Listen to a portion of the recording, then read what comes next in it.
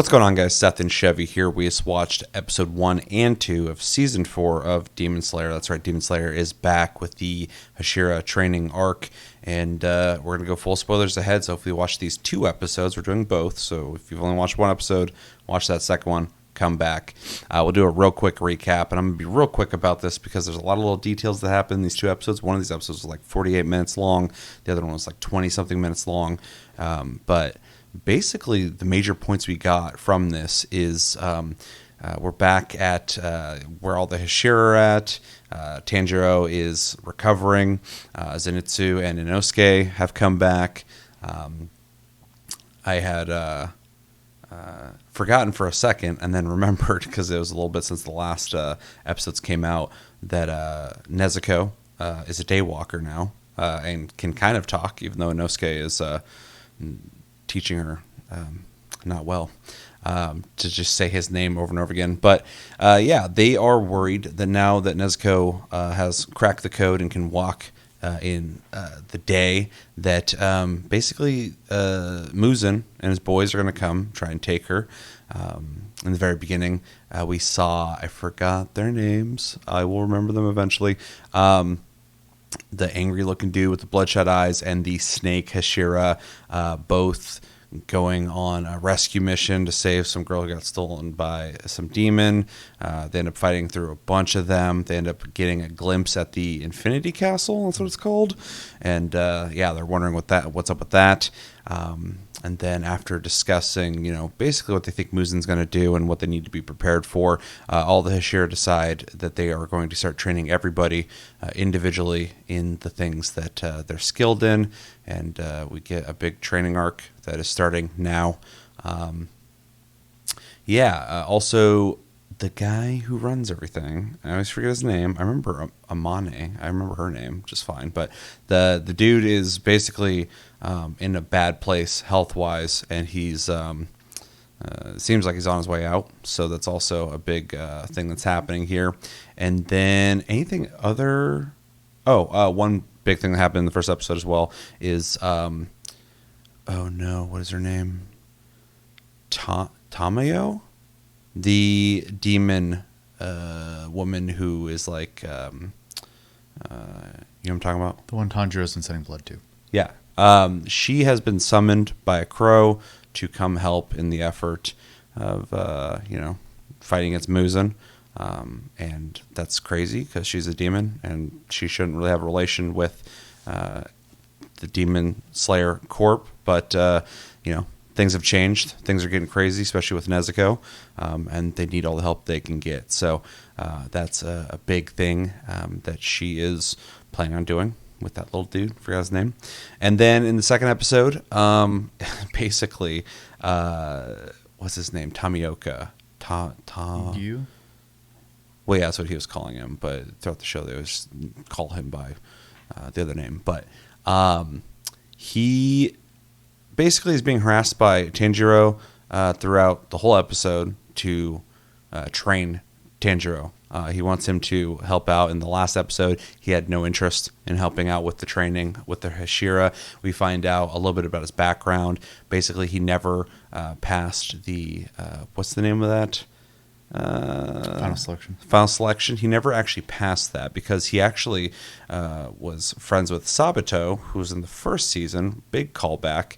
And Sabato actually saved him during the final selection.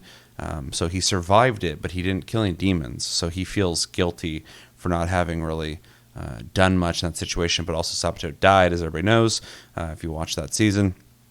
And he feels guilty about that as well because he should basically, in his eyes, be the Water Hashira, and he doesn't feel like he is the Water Hashira. So he's looking for a proper Water Hashira that he was hoping Tanjiro would be. Tanjiro, after days and days and days of harassing him about training, finally breaks him when he says that don't you want to pass down what you know, because it needs to go somewhere, basically, which reminds me of when Sabato basically said something similar to him. So he and Tanjiro go eat some soba, and I think he's going to start doing the training, which the next episode sounds like Tanjiro is going to be fully healed up and jumping into training. Is there anything I missed that's major? I don't think so. I don't think so either. A lot of stuff, though. A lot of exposition, as a lot of people have said with their reviews, and a lot of humor. A lot of getting reacquainted with everybody who's involved. A lot of moving parts here with characters. What do we think? I think it was a good introduction to the arc. I know this one's supposed to be kind of a smaller one before the big one that's coming up. I mean, just to get the obvious out of the way real quick, the animation was very good. I did enjoy seeing the wind and snake or serpent Hashira both get to fight a little bit. Obviously, we got to see a little bit of that. And then also was kind of surprising to see them kind of like fall into the Infinity Castle. Yeah, luckily they got kicked out. They got locked out of it. So when they went in, I was like, "What are you guys? How are you going to leave? Like you're going to get killed in there probably." But they just got the door shut on them. So yeah, I'm pretty sure that's the first time anyone outside of the demons have seen it, though. Yep. So and it was a little strange that it didn't get brought back up. So I'm curious on if that's going to lead to anything or not. Other than that, it was nice to have some more of the fun moments of the show. So some of the comedy bits, the very simple and extreme drawings when they're having those moments too, which is always fun. I'm so happy to see Zenitsu and Inosuke back because last season was great, but it was missing them. And so seeing them again, I'm like, fuck yeah, let's go. Yeah, it's been a while thinking about it. I like that Nezuko decided innocently to call Zenitsu Inosuke. So thank you, Inosuke, for teaching her what she believes, I assume, is that's the word for person, and then good morning or welcome back or something. I can't remember exactly what she said now, but innocent, but, broke the poor guy's heart. Let's see. That guy's so emotionally all over the place, though, because I love, and obviously, but like he's freaking out then, and then like he's talking with Tanjiro later, and he's like getting pissed off, and then he just says like, "Oh, thanks for helping me with that technique," and then all of a sudden he's in a great mood again. So like that guy's just like his mood goes with the wind, whatever direction it goes. So definitely. Other than that, it was nice to just kind of see all the Hashira interact with each other, though obviously their circumstances are both a blessing and a curse. They have the blessing of some free time for once because all the demons are... what word am I looking for? When you bring people back to get ready to do something again. I can't... Mobilizing, I think is the word I want. I'm not 100% sure. That works. Which to the plan of essentially getting Nezuko, which we've got a hint of at the end of the last season through Muzan, and then the Demon Slayer Corpse also kind of recognizing that's probably going to be the thing because that's the only weakness he has, and if he could obtain that to cure potentially that weakness, he's gonna take it. So yeah, it's a huge weakness. He's trapped basically by night, like he can only operate then, so otherwise he's just hanging out. So yeah, big deal. And then the scientist, doctor, demon gal, I'm bad with names, but her being invited was also interesting twist of events. It seems like she and the butterfly Hashira, I can't remember anyone's names right now, it's been a while, are gonna work together kind of in tandem with figuring out what they can do as far as like potentially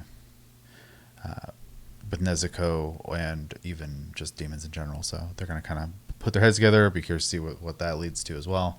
I don't imagine the whole season is going to be smooth sailing, but maybe it is just a training arc. I'm not 100% sure. I'm not a manga reader, but I am curious to see people improve though, because that's basically what this arc is going to be. So yeah, episode started out really strong. I regretted instantly not seeing this in the theater when I was playing because the first episode definitely felt like a movie. It was a cool sequence of them fighting. which was cool. They were a little overpowered for what they were fighting, but it was basically just getting us back into the world and these guys and what they're capable of doing.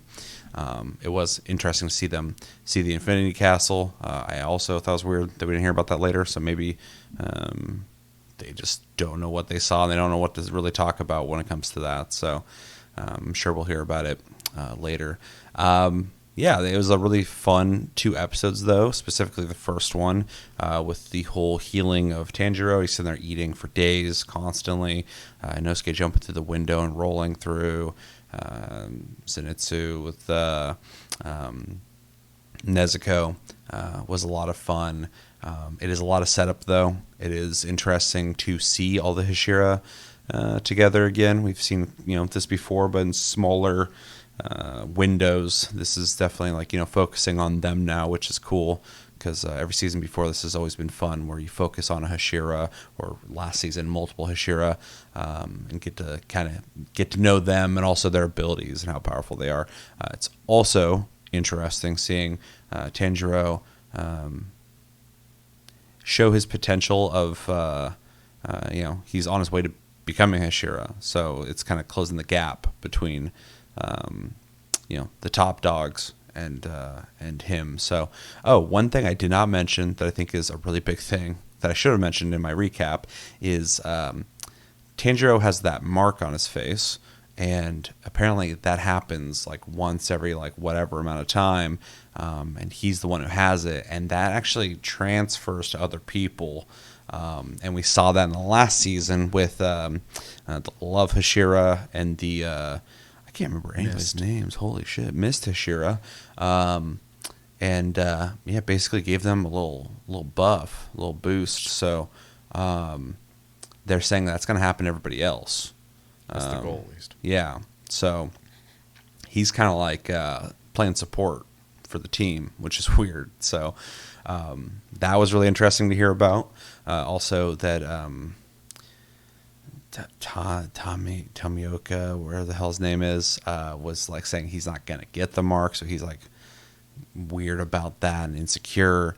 But obviously we learned a lot about him, which I enjoyed finding out more about him, because in every anime ever, there's always going to be some cold, stern dude who doesn't talk a whole lot. And, he's been that guy.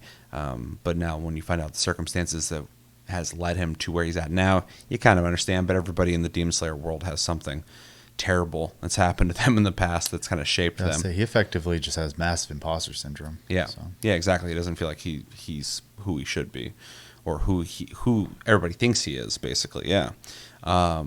Which also explains a lot from the last 3 seasons anytime he's been around, because he's always, even in the dynamic of all the Hashira talking, he's always just kind of not really a part of it. They'll talk to him and he'll say something, that's it. So it kind of explains why he's I can help, but I'm not you guys, basically. Yeah. So which is pretty, I like the callback to all that with the situation, but also with Sabato. I thought that was really interesting too, to see how he's connected with that, and why he brought Tanjiro to Mr. Urodaki, right? Mm-hmm. Yeah, so that all makes sense. So it's kind of cool. I really like the way they did that.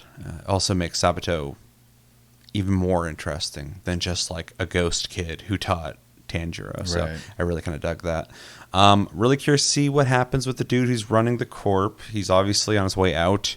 I assume that's going to be handed down to somebody, probably one of the mini girls. I think Amane was the one. The wife, I believe.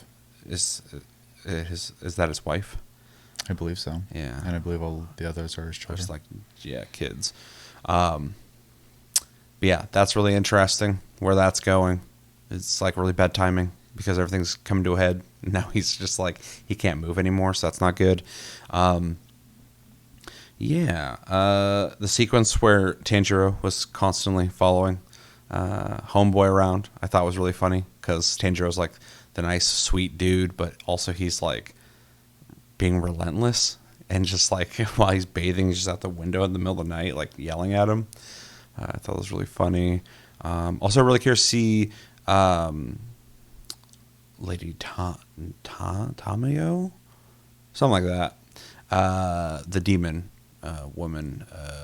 I'm really curious to see what she does in terms of like helping out with the cause, figuring out what's going on with Nezuko. There's a lot of things in motion, a lot of cool things happening that really curious to see where it goes. Also curious to see how long the season is. If you guys happen to know or have heard anything, let me know because I'm really curious about that. Cause I keep hearing it's short, but how short is this going to be? It's going to be like Mugen Train short, or it's going to be like 12 episodes. What are we dealing with here? But yeah, overall, really enjoyed both episodes. Demon Slayer doesn't miss. I mean, it's just like a solid anime, and it's really good to be back in the world of Demon Slayer with the characters. I knew going into it was going to be good. It was good. Can't wait to see where it goes and what it's building up for with the next season. Really curious about that, but I'm not going to get ahead of myself. It's just, it's starting to feel like it's coming to a conclusion. So that's cool because a lot of animes I've watched throughout my life don't really have like a definitive ending like that. It's not, it always kind of flounders around and stuff. So, but yeah, overall, really liked it, and can't wait for episode 3, which we will be reviewing. You got anything else? I don't think so. All right, well, let us know in the comments what you guys think of these 2 episodes. What are some of the standout moments you really enjoyed? Maybe there's something that happened in these episodes we didn't talk about you want to bring up. We could talk about that as well. If you have any spoilers, please keep them to yourself. If you read the manga or something like that, we are watching the show blindly. We've been enjoying it blindly since the beginning, and we want to continue that way. So please respect that, and I'll respect you for that. Thank you. And yeah, I think that's everything. We got more Delicious in Dungeon coming up soon, Kaiju number 8, and other things. So yeah, until then, I've been Seth, this has been Chevy, and we'll talk to you guys later.